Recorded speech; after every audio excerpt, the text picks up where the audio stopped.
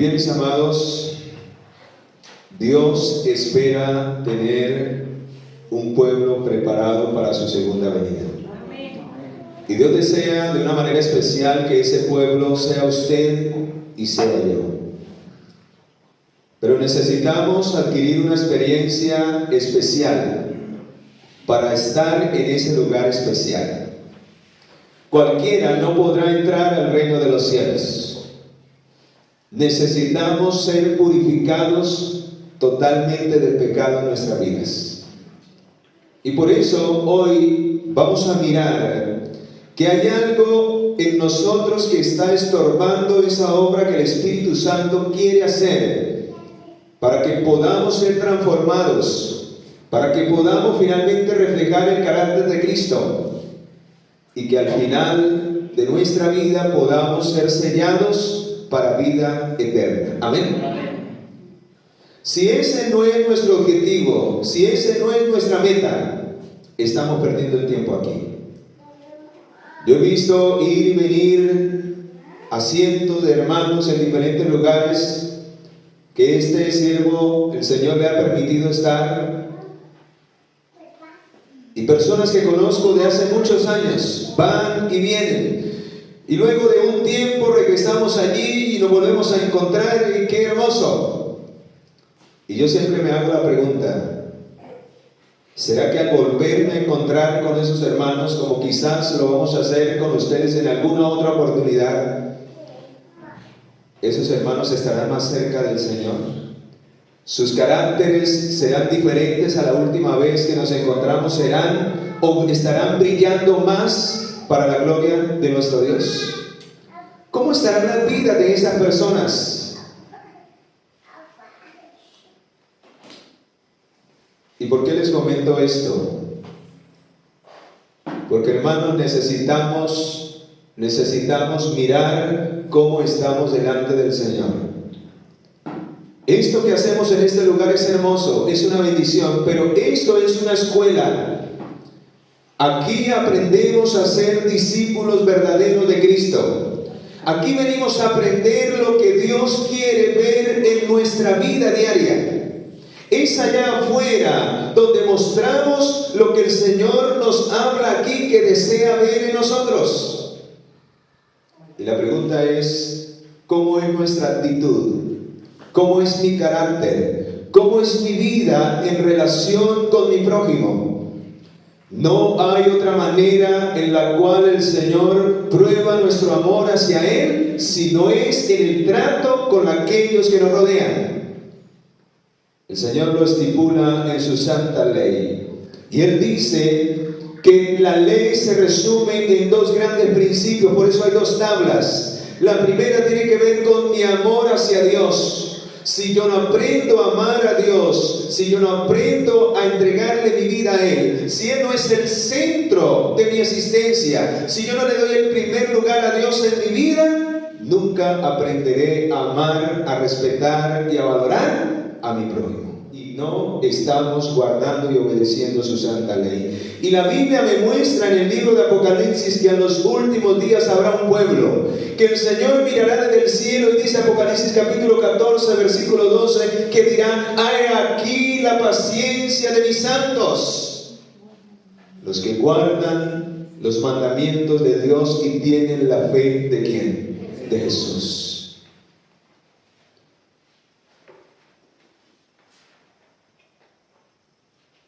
Y la esencia de los mandamientos es el amor. De ahí proviene todo. ¿Y cuál es el amor? ¿En qué consiste el amor de Dios? El Señor lo demostró en la cruz de Calvario. Esa es la mayor evidencia del amor del Señor. Y en el libro de Filipenses capítulo 2 dice que esa debe ser mi experiencia cada día. Ese debe ser el sentir que se reproduzca en mi corazón. El aprender a amar a Dios con todas mis fuerzas, con todo mi ser, con toda mi mente. O de lo contrario, nunca aprenderé a valorar a quien tengo a mi lado. Siempre trataré de buscar a los demás solo para mi propia complacencia, para mi propio beneficio, con un deseo egoísta. Y Dios sabe realmente cuál es la condición de nuestro corazón. Y cuando usted sirve a Dios de esa manera, ese servicio no es aceptado por el cielo. Y la palabra del Señor dice en Filipenses capítulo 2 versículo 5: haya pues en vosotros el mismo sentir que hubo en Cristo Jesús. Y vamos a mirar, hermanos, que detrás de ese sentir vemos que el fundamento es el amor de Dios por las criaturas, por sus hijos perdidos. ¿Y qué movió el amor de Dios a su Hijo? Dice, Él, siendo en forma de Dios, no estimó el ser igual a Dios como cosa que aferrarse. Se despojó a sí mismo. No le importó lo que Él era en el cielo. No le importó dejar toda su gloria. No le importó dejar toda su adoración, toda su comodidad. Y por amor se entregó para venir a sufrir, a encarnarse en este planeta Tierra como uno de nosotros, y no como cualquiera. Él no vino a nacer en la alta alcurnia, en la crema innata de la sociedad. Él vino a nacer en el lugar más miserable, en el lugar más humilde, en el lugar más despreciable, en un establo. ¿Y a qué huele el establo? A estiércol.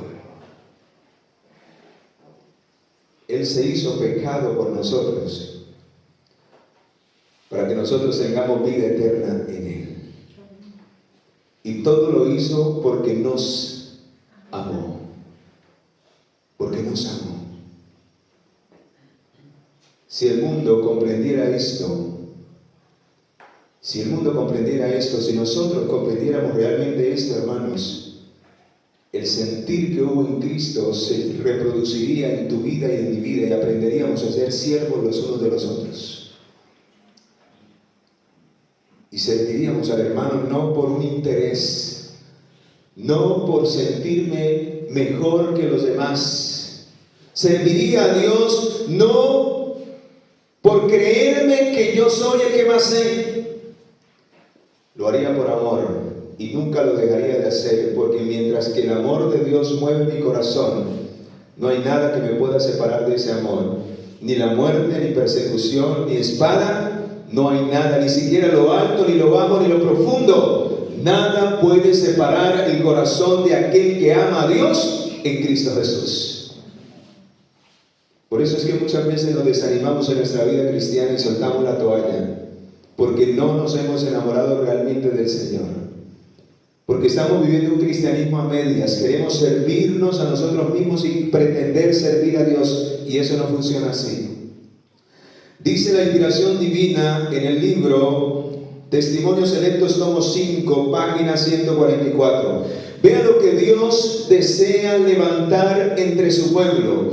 Dios desea un ejército dispuesto a que se levante a mostrar y a manifestar en sus vidas el amor de Dios, el amor del cielo. Lo que Dios ha hecho por usted y por mí, debemos manifestarlo al mundo.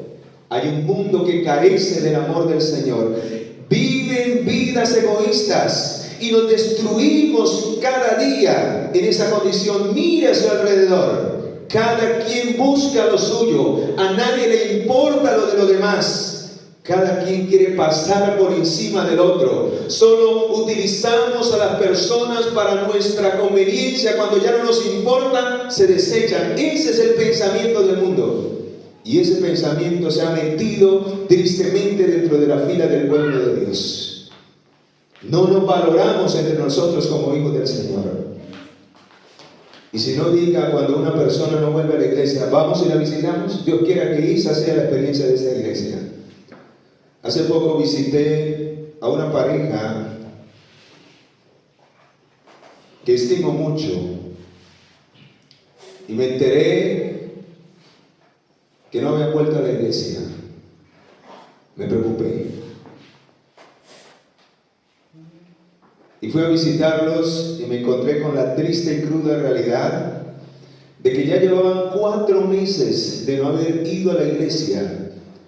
Y me dice, hermano, casi con los ojos llorando, me dice, hermano, usted es la primera persona que ha venido a visitarnos, que se ha acordado de nosotros. Hemos pasado por dificultades, por situaciones duras, el diablo nos ha atacado duramente y estamos desanimados. Pero pareciera que no le importáramos a la iglesia. Pareciera que no valiéramos para ellos nada. Y lo decían casi llorando. Y yo me ponía a pensar en ese momento, ¿qué estamos haciendo entonces? ¿Para qué nos reunimos todos los sábados en este lugar si no es para aprender de ese gran Dios que tenemos, y lo único que Él nos muestra es el amor y la misericordia que Él derramó por nosotros? ¿No deberíamos nosotros manifestar eso también en nuestras vidas? ¿No es la respuesta en gratitud a lo que Él ha hecho por nosotros, en nosotros también unirnos en el corazón, en el mismo sentir, de adentro hacia afuera, en nuestra experiencia de unidad los unos por los otros? ¿No es esa la oración que el Señor reclamó en esta tierra para su pueblo al Padre Celestial? Padre, que todos ellos sean uno, como tú y yo somos uno. Y déjenme decirle, hermanos, que si no vivimos y no alcanzamos esa experiencia, nunca seremos esa luz que Dios espera que seamos para el mundo. Seremos tinieblas. Porque muchas veces las personas no quieren venir a la iglesia, porque ven contiendas, pleitos, disensiones entre los hermanos. Ellos notan eso. Ellos ven esas circunstancias, que hay rencilla, que hay rencor, que hay odio entre nosotros, que profesamos y decimos, entre comillas, amar a Dios, y no tenemos la capacidad de amarnos los unos a los otros. Dice la inspiración divina, Dios desea levantar y enviar mensajeros al mundo que carece de su amor, que tengan conciencia de su responsabilidad. ¿Saben, mis amados? Somos responsables por tan grande amor y misericordia que hemos recibido del Señor. Yo me siento así, no sé si usted se siente así. Yo me siento cada día apenado con el Señor, de no poder hacer más de lo que hago para su obra, de no poder servir más. Yo quisiera liberarme del trabajo que tengo para dedicarme tiempo completo a servir al Señor en la persona de mi prójimo. Pero el tiempo que me queda, eso hago. Y todavía siento que no estoy haciendo nada. Al ver la vasta necesidad de un mundo que necesita del amor del Señor, que necesita una palabra de consuelo, una palabra de fortaleza. Qué lindo cuando usted está desanimado, cuando alguien está desanimado y vamos y le cantamos, oramos con esa persona. ¡Qué hermoso! Usted hubiera visto cuando yo salí de esa casa, el rostro de esas personas cambió y están volviendo otra vez. Les dije, hermanos, no coloquen su mirada en el ser humano, coloca tu mirada en Cristo, vive para Él, enamórate de Él. Tristemente en este mundo tendremos que enfrentar ese tipo de cosas y cada quien será pesado en balanza en el día final de acuerdo a los privilegios, al amor y a la misericordia que Dios ha derramado sobre nuestras vidas. Dice, juicio de misericordia se hará con aquel que ha sido misericordioso. Dios espera levantar mensajeros que vayan al mundo a proclamar de su amor, que tengan conciencia de su responsabilidad. Mensajeros a quienes la idolatría del yo. ¿Cuál es el problema? Le estamos rindiendo culto al ídolo del yo. Primero yo, segundo yo y tercero yo. Y no nos importa a nadie más. Hermano, si usted vive esa vida, si a usted solo le importan sus intereses y no vive para Cristo, y la pregunta es, ¿cómo yo puedo vivir para Cristo? ¿Qué es vivir para Cristo? El apóstol Pablo lo dijo allí en la misma carta de Filipenses capítulo 1, versículo 21. Esa era la experiencia del apóstol Pablo. El vivir para mí es ¿qué? Es Cristo. Y el morir es ganancia. ¿Qué significaba eso? Cuando usted mira la vida del apóstol Pablo, ¿qué era para el apóstol Pablo el vivir para Cristo? ¿Por qué él expresa esas palabras? Y saben, mis amados, él dice allí en la carta de Gálatas, vean lo que dice en el capítulo 6, el versículo 17. De aquí en adelante nadie me moleste, porque yo llevo en mi cuerpo las marcas del Señor Jesucristo. Eso era para el apóstol Pablo vivir para Cristo. ¿Y qué era y por qué él obtuvo esas marcas en su cuerpo? Si usted mira su cuerpo, ¿qué marcas tiene? Por servir al Señor. Nos hemos sacrificado, hemos hecho esfuerzos abnegados para alcanzar el corazón de las almas que necesitan ser restauradas y llevadas a salvación. ¿Sabe por qué el apóstol Pablo decía que vivía para Cristo y obtuvo esas marcas? ¿Sabe cómo las obtuvo? Viviendo para Cristo, fue azotado. Estuvo en prisiones, en cárceles, con grilletes que aprisionaban su mano. Y esos azotes, cuando lo azotaban, desgarraban la carne de la persona. Piedra, caídas al ser perseguido y al huir de esos lugares donde los querían matar a los discípulos. Y finalmente morir como murió. Eso era para el apóstol Pablo vivir para Cristo. Ahora hago una pregunta.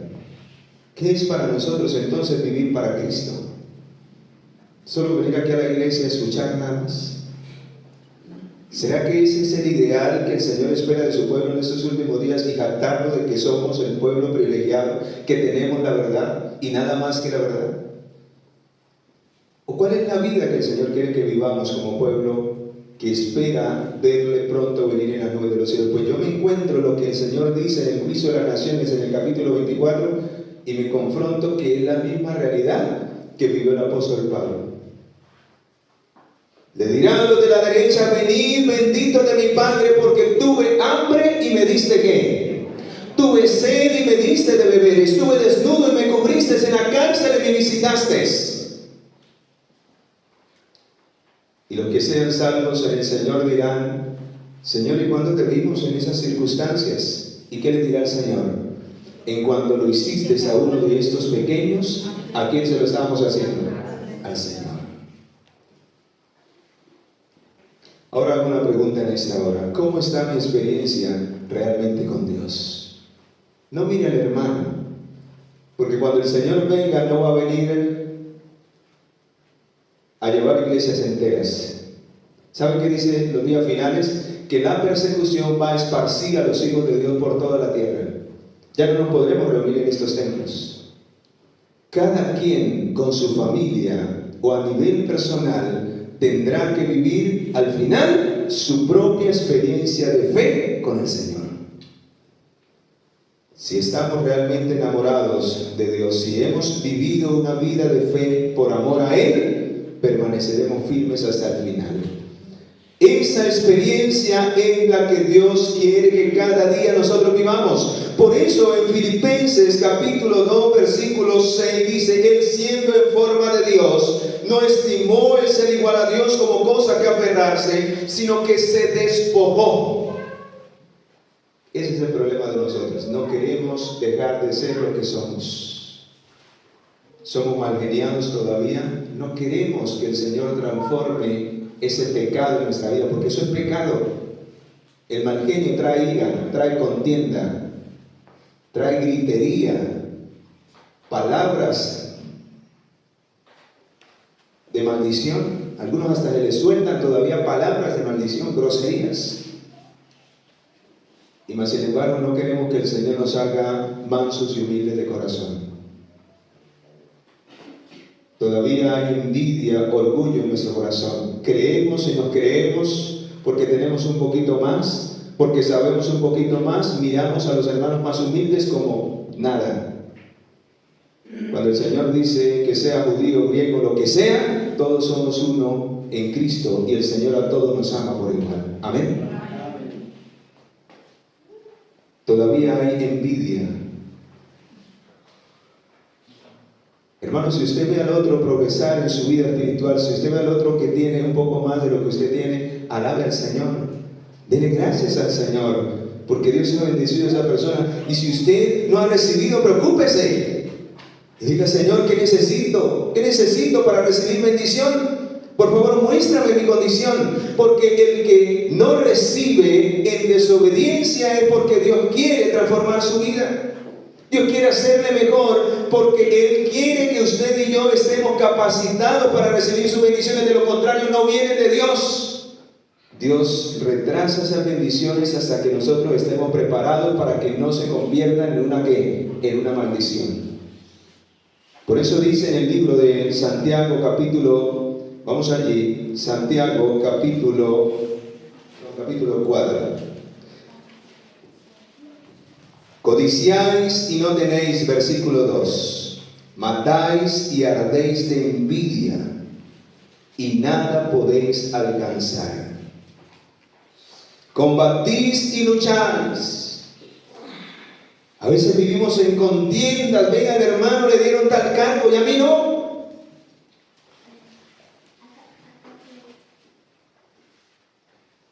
Y vivimos en contiendas por cosas tan simples. Nos amargamos, nos llenamos de enojo, guardamos resentimiento, guardamos rencor. Estamos deshonrando a Dios con esa actitud y estamos demostrando que no estamos capacitados, porque si con lo poco vivimos esa vida, ¿cómo será si el Señor nos diera más? Por eso, hermanos, necesitamos en esta hora tener una verdadera experiencia de humillación con el Señor. ¿Saben para quiénes será el reino de los cielos? ¿Saben quiénes serán los únicos que van a recibir el reino de los cielos? ¿Cuántos quieren recibir el reino de los cielos? Amén. Vamos a Mateo capítulo 5, versículo 3. Si usted quiere ser un heredero del reino de los cielos, así como yo lo deseo, vea lo que dice Mateo capítulo 5, versículo 3. Bienaventurado. ¿Cómo dice? Bienaventurado. ¿Usted quiere ser feliz en esta tierra para que entre al reino de los cielos feliz? Sí. Los amargados, los resentidos, los que andan en contiendas, en peleas, nunca podrán entrar a ese reino. Porque la palabra del Señor dice que la característica de los que van a recibir el reino de los cielos es que serán dichosos y felices en esta tierra. No importa lo que tengan que pasar. Esta semana estudiaba el capítulo de los héroes de la fe. Y estudiaba en especial la historia de Juan Hus y Jerónimo cuando fueron quemados en la hoguera. Hermanos, tener la capacidad de ser colgados y amarrados allí y tener la capacidad de, en vez de sentir resentimiento, odio por aquellos que estaban haciendo eso, dice que ellos tenían un rostro radiante, dichoso. Y dice que cuando ellos eran llevados a la hoguera, quienes le contemplaban pareciera que ellos iban hacia una fiesta de bodas y no hacia su muerte. Porque en su rostro no se dejaba ver ninguna queja, ninguna ira, ningún rencor hacia sus verdugos. Y dice que cuando fueron amarrados y el fuego empezó a crecer y empezaron a quemarse, en vez de gritar, de insultar o de hacer cualquier cosa, cantaban y alababan al Señor. Y dice que alabaron al Señor hasta que el fuego apagó sus voces. Alabado sea el Señor. ¿Y saben por qué ellos vivían esa experiencia? Porque ellos aprendieron a amar al Señor con todo su corazón. Y cuando usted ama al Señor y se entrega realmente a Él y contempla lo que Él ha hecho por ti y por mí, y ve cuán horrenda es su vida, cuán miserable soy, cuán pobre, ciego y desnudo soy, no queda queda más que rendirnos ante su voluntad, ante su amor y ante su misericordia. Por eso la bienaventuranza dice: bienaventurados, felices los pobres de espíritu, porque de ellos y solo de ellos será el reino de los cielos. No el que tiene una vida espiritual pobre. Ese es otro pensamiento. Es aquel que reconoce que no es nadie, que no vale nada, y que cae rendido ante los pies del Señor para decir: Señor, yo no soy nadie, yo no soy nada, yo estoy perdido, necesito de tu amor y de tu misericordia cada día. Y esa debe ser una experiencia diariamente necesitamos vivir la experiencia de la bienaventuranza número 1. Cada día debemos reconocer, no importa a dónde el Señor lo coloque, no importa cuántas posesiones materiales el Señor le dé, no importa cuán alto cargo llegue a tener en esta vida. Cada día usted debe vivir una experiencia de humillación delante del Señor, de dependencia diaria y constante, donde usted cada mañana se levante y diga: Señor, no soy capaz solo, ayúdame. Toma el control de mi vida, sin ti yo caigo. Ayúdame a amar como tú me amaste. Fortaléceme en medio de las luchas y de las dificultades. Solo así vamos camino a la santidad. Y cuando adquiramos la santidad, dice que es el requisito que el Señor espera de aquellos que quieren algún día ver cara a cara al Señor. Y por eso la lectura bíblica. Si primero no vivimos una experiencia de amor con Dios, ¿y cómo se revela esa experiencia de amor con Dios? El versículo lo dice al principio: seguid la paz ¿con cuántos? ¿Estamos en paz con todos? ¿Aún con aquellos que se constituyen nuestros enemigos? Porque hay personas que nos hacen la guerra. Hay personas a los cuales le caemos mal, pero la Biblia profetiza que ese sería uno de los últimos, y si no el último evento que se va a manifestar aún dentro de la iglesia. Pero Dios te libre de caer en esa terrible condición, de ser una piedra de tropiezo para los demás, de que tu corazón esté cargado de orgullo, de resentimiento, de odio, de rencor, que eso sea expulsado de nuestra vida y que solo reine el amor de Cristo Jesús. De lo contrario, seremos instrumentos de Satanás. Quiero compartir este pasaje que se encuentra en el libro del Deseado de toda la gente, es página 277. Aquel que no vive esa experiencia de rendir su vida al Señor, de estar en paz con todos, aunque quizás todo el mundo no esté en paz con usted, pero que su corazón ame aún a su enemigo, es porque realmente está viviendo en el amor del Señor. Está en paz con todos. Yo recuerdo, antes de leer el párrafo, hace unos años atrás, había un hermano que tenía rencor, que tenía envidia de este servidor. Y cada vez que yo predicaba, el hermano literalmente se paraba y se iba. Y yo nunca le había hecho nada. Se paraba y se iba. Iba a otra iglesia y él estaba, y se paraba y se iba. Así para tener el repaso. Y volvía ya cuando le tocaba la predicación. Tremendo. O a veces cuando la mirada, entonces él se agachaba y empezaba ahí a entretenerse con el celular y no me ponía atención para nada. Yo veía la actitud de una vez. Su semblante cambiaba. Y yo más sin embargo lo miraba y oraba y decía: Señor, ten misericordia de esa persona. Ayúdale en su corazón, porque el enemigo tiene tomado su corazón. Y recuerdo que un día me acerqué, después de ver tanto desplante, y le dije: hermano, yo quiero hablar con usted, ¿qué es lo que le pasa? Necesito que me explique qué le he hecho yo. Si en algo lo he ofendido, perdóneme. Pero que yo recuerde, no hay nada. Pero si alguna palabra, algún gesto, usted lo haya tomado con esa intención, perdóneme, hermano. Yo quiero ir al cielo. Yo no quiero que usted y yo nos perdamos por eso, perdónenme. ¿Y sabe qué hizo el hermano? Me dijo, hermano, yo no tengo nada que hablar con usted. Me dio media vuelta y se fue. Yo me quedé triste. Y le doy gloria al Señor porque he aprendido a amar aún a aquellos que me hacen daño. Y eso lo he aprendido del Señor.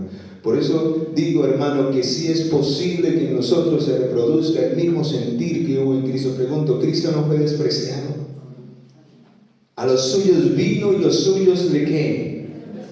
No lo reconocieron. Dice Isaías capítulo 53 versículo 5, dice, experimentado en quebranto, como que escondido de él su rostro. La evidencia de que Cristo reina en nuestra vida y que su amor ha tomado nuestro corazón se da a ver, se da a entender en la manera en que tú tratas a los demás. Si usted no trata a los demás con misericordia, con amor, aun cuando ellos te han hecho daño, tú estás lejos de Cristo. Necesitas primero arrepentirte tú. Por eso el Señor dice, si tú vas hacia el altar y mientras vas en el altar recuerdas que alguien tiene algo contra ti, ¿qué debes de hacer? Devuélvete y reconcíliate primero, porque lo que el Señor desea es eso, que manifestemos su amor. Es la evidencia de que le amamos a Él, o de lo contrario somos mentirosos. Y yo sigo orando por Él, porque la Biblia dice que mientras hay vida hay esperanza. No sé hasta dónde tenga que llevarlo el Señor en sufrimiento, en dolor, para que Él se arrepienta de corazón y humille ese corazón arrogante y se haga manso y humilde a los pies del Señor. Eso no es lo que dice en el libro de Apocalipsis capítulo 3. La única manera para que Cristo pueda entrar a nuestro corazón, dice el apóstol Juan, dice allí en el versículo 19, ¿cuál es la única forma para que Cristo realmente pueda entrar en tu corazón y en mi corazón? Versículo 19, yo reprendo y castigo. ¿A quiénes? A todos los que amo, sé pues celoso y ¿qué? Y arrepiéntete, porque yo sigo tocando la puerta de tu corazón y usted en su arrogancia quiere que el yo reine en su vida y no me permites a mí entrar y sacar y expulsar todo eso que está destruyendo. Porque una persona que guarda rencor, que vive una vida egoísta, es una persona vacía, es una persona que no tiene paz en el corazón, porque sabe que está mal delante de Dios. Dios quiere darnos paz, esa paz que sobrepasa todo entendimiento. Amén. Amén. Ahora sí, quiero, para ir terminando, leerles este párrafo, página 277. Ahora sí, pongan atención a esto. Es cierto que hay una indignación justificable. Qué lindo que nuestra ira, nuestro enojo, fuese por causa del Señor, fuese para reprender el pecado, fuese para no alcahuetear el pecado, fuese para resaltar el nombre de Dios cuando es pisoteado. Pero nuestra ira y nuestro enojo no es para exaltar a Cristo, sino para que mi yo no sea ¿qué? Es para que mi yo pueda resaltar. Yo me enojo es cuando me atacan a mí. Cuando me atacan a mí yo, ahí sí vamos a tenerla. ¿Por qué no hacemos eso cuando atacan la verdad del Señor? Cuando están pisoteando los principios, ¿por qué no nos levantamos la voz para decir eso no se hace así?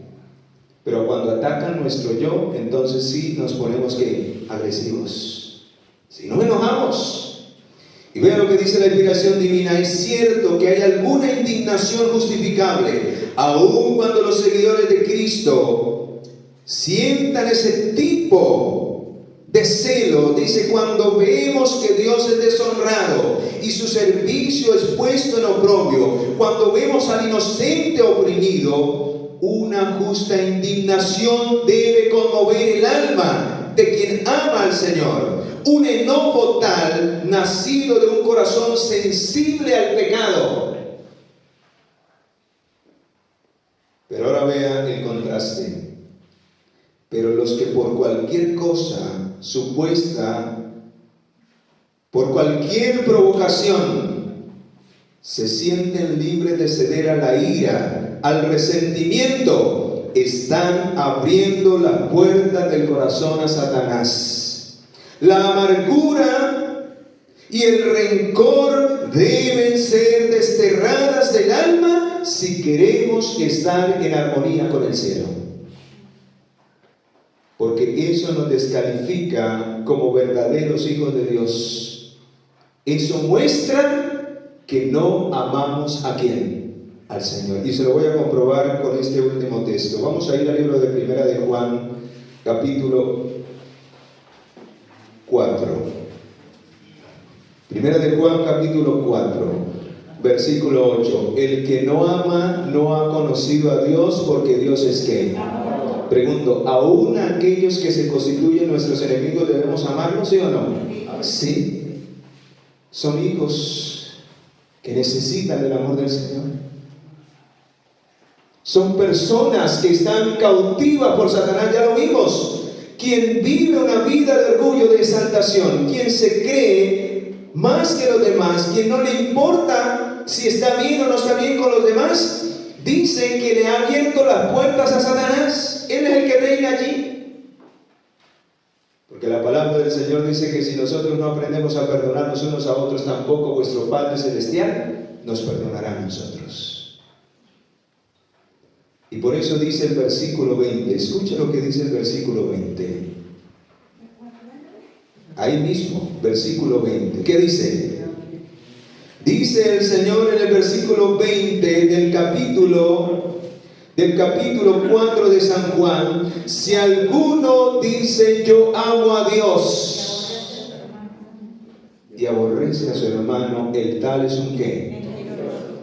Y saben, esa palabra aborrecer no solamente tiene que ver con el que le guarda ira o rencor o resentimiento al otro.